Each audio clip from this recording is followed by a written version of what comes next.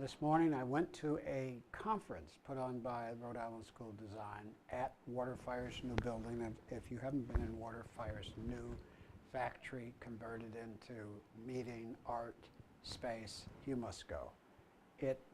Barnaby Evans has outdone himself. Oh, by the way, he has a team.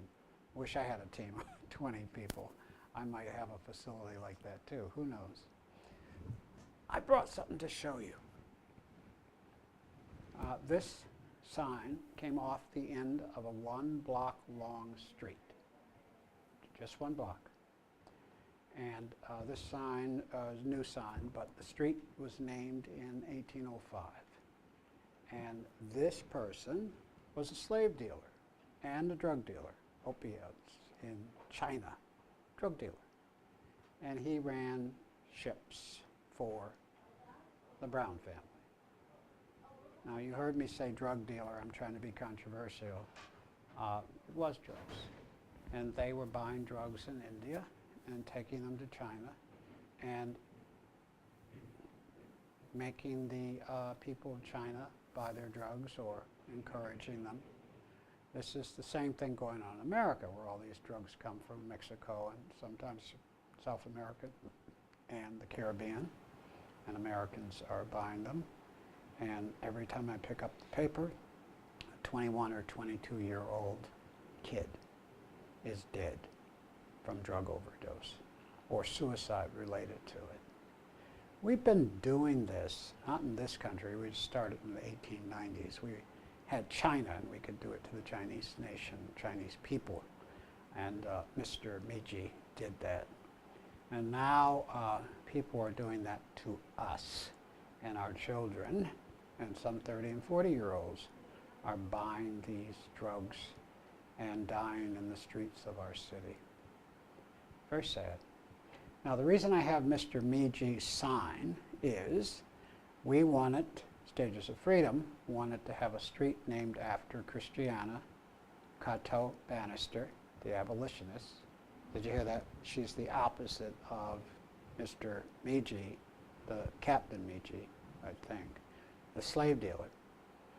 She's the abolitionist, and she's 75, 80 years later, and she's helping black folks, particularly in the South. But during the Civil War, she raises money for black soldiers.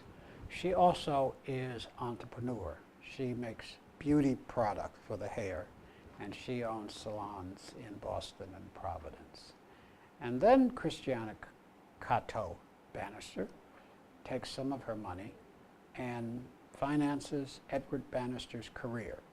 And he becomes the first famous black photographer in America, and then, more importantly, the most famous black artist in America in the 1870s, 80s, 90s.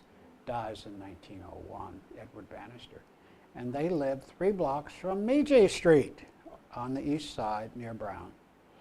And guess what? Yes. We got Meiji's name taken down and the Bannister's name put up. Isn't that cool? We did it.